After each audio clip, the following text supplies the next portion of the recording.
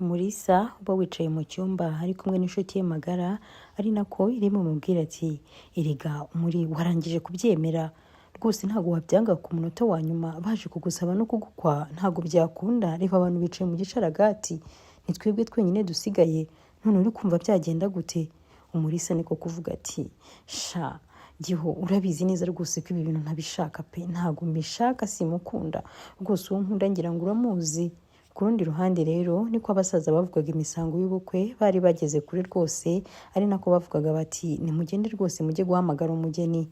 Mama w'Umulisa rero wari wabuze amahoro, wabonaga ko Umulisa yatinze gusohoka, niko kuhita ahaguruka yijijishije nk'ugifite ibyo agiye gutunganya, niko kuhita anyarukira mu cyumba Umulisa yari arimo, niko kuhita amubwira ati Umulisa uracyakora iki hano?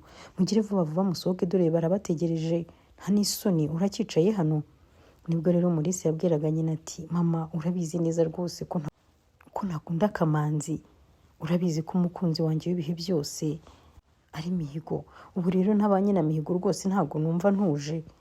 Mama we niko kumusubiza ati umva nkubwire Umulisa, nkubwiye ko Mihigo azabona undi mugore utari wowe uzamuhoza mu gahinda kawe, gira vuba vuba se kandi usohoke tugende.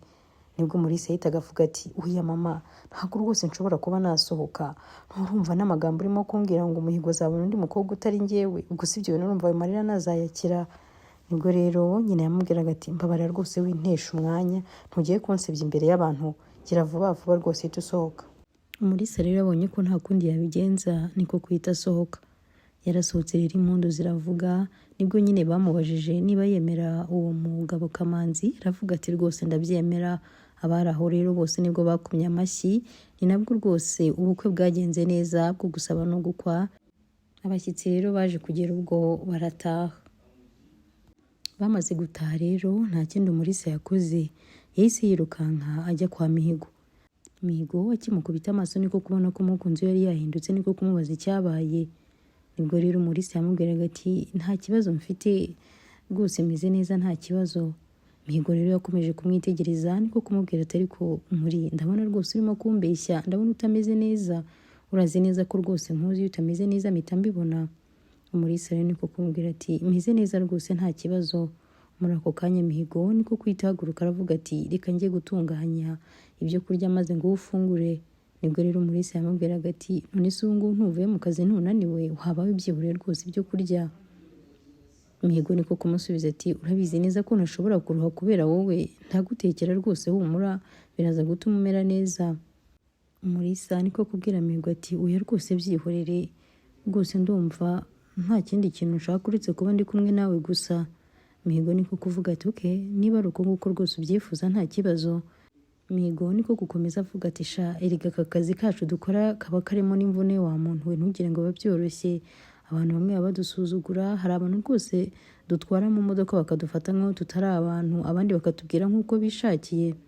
Ibyo byose rero Mihigo yakomezaga kubivuga agasanga ari nk'aho arimo kwivugisha. Niko kubaza umukunzi w'Umulisa ati umuri umeze ute rwose ko mbona utameze neza, ufite iki kibazo rwose mukundwa? Umulisa niko kwita amubwira ati reka tubyare umwana, mbabarira rwose untere inda. Mihigo niko kuvuga ati umuri uzi neza ko rwose iki nta kintu na kimwe kuri isi cyanshimisha uretse kuba nagira n'umwana nawe, uretse kuba wakitwa mama w'abana banjye, ariko kandi wibuke yuko twashyizeho gahunda yuko tuzabyara igihe kigeze ari nabwo tuzabonana. Umulisa niko kuhita avuga ati yego koko nibyo.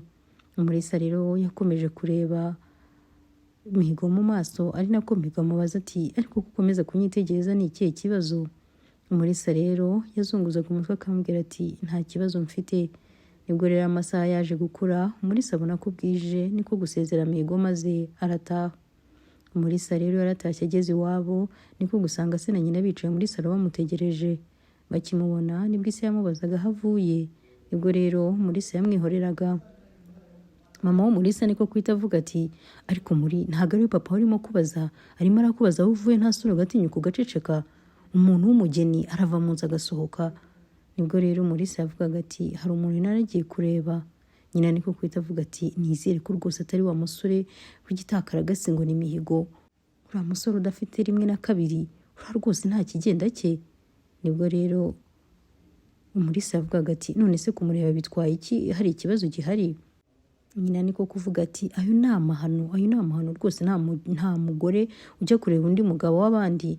Nibwo rero Umulisa yavugaga ati ntabwo ndi umugore rwose kuko sindashaka. Nibwo rero nyina yamusubizaga ati urangije rwose kuba umugore wa Kamanzi kuko twamaze gufata inkwano ze. Ariko ubundi ubwo wiyibagiwe, nta soni, umpagaze imbere urimo uravuga icyongereza, urimo urakididibuza uko ushaka, nta n'isoni. Urareba soni muzima, kwa muganga barishyuriwe n'andi bitaro, ninde uba arakwishyuriye amashuri atari Kamanzi n'ibindi byinshi yadukoreye, none urimo uravuga gutyo. Ise nibwo kungamo ati sibye n'ibyo ngibyo se, ahangaha aho turi ugira ngo banki niyo yari ihatwaye iyo tutagira Kamanzi. Nibwo rero Umulisa yavugaga ati ariko ubundi ibi byose murimo kuvuga ubwo murumva ngiye muriye hehe nabyo? Ibyo bintu byose rwose muvuga Kamanzi yabakoreye nibyo mwebwe ubwanyu nk'ababyeyi mwakabaye mwarakoze. Ndumva rero ntazi uburyo ki ari ngiye murimo kuza kubishyiraho, rwose ibyo ndumva bitanandeba. Nibwo rero Ise yavugaga ati uyu mukobwa wawe rwose ngenda ndabona ntazi ibye.